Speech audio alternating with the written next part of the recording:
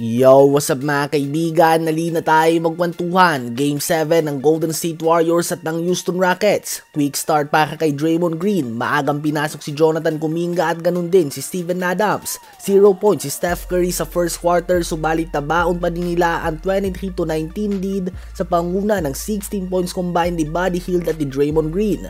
Sa second quarter ay nahihirapan nga ang Houston Rockets sa pumunto sa 1-3-1 zone defense ng Warriors. Ang unang puntos nga ni Curry ay nanggaling sa last minute ng first half, at kahit tahimik offensively si Curry at nagtala lamang siya ng 3 points sa first 2 quarters, nahawakan pa din nga ng Warriors ang 51-39 lead sa halftime, at malaking dahilan dyan si Buddy Hield na may 22 points na on 8 of 9 shooting sa field.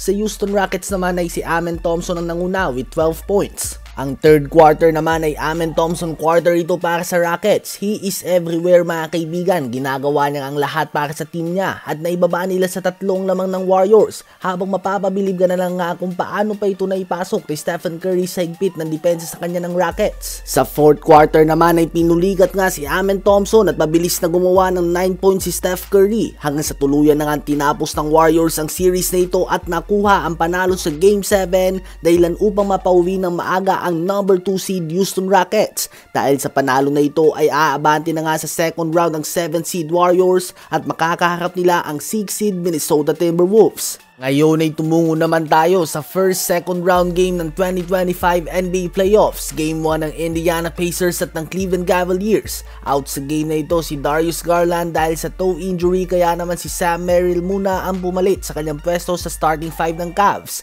Gumawa ng 9 straight points si Donovan Mitchell to start the game. Ganun pa man, hindi nga mapigilan ng Cavs defense ang mainit na shooting ni Pascal Siakam at Tyrese Haliburton. Tinapos sila ang unang quarter sa isang 11-0 run. Samahan pa ito ng 67% shooting sa field, kaya naman nahawakan nila ang double-digit lead sa dulo ng unang quarter. Sa second quarter naman ay nagsimula ng uminit ang shooting ng Cavaliers at binabagalan din nila ang pace ng game na ito at nag-ooperate sila sa half-court set, kaya naman dahan-dahan nilang ibinababa ang lamang ng Pacers. Natapos ang first half sa score na 64-58. 6-point lead para sa dayong team.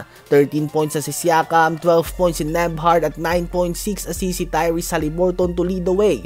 Sa Cavs naman ay 15 points si Donovan Mitchell, 11 points si Evan Mobley at ganun din si Ty Jerome. Sa third quarter naman ay muling binubuhat ni Donovan Mitchell at Evan Mobley ang opensa ng Cavs at nabawi na nilang kalamangan. Ang fourth quarter ay naging dikit, nagpapalitan ng puntos ang dalawang team and high-level offense na napapanood natin. Ganun pa man, big run nga ang ginawa ng Pacers sa mga huling minuto ng game, kaya naman nakanakaw sila ng panalo sa home court ng Cavs sa score na 121-112. 23.6 assist si Andrew Nembhard, 22 points, 13 assists si Tyrese Haliburton, 17.7 rebounds si Pascal Siakam, 16.7 rebounds si Aaron Nesmith at 13 points, 12 rebounds si Miles Turner.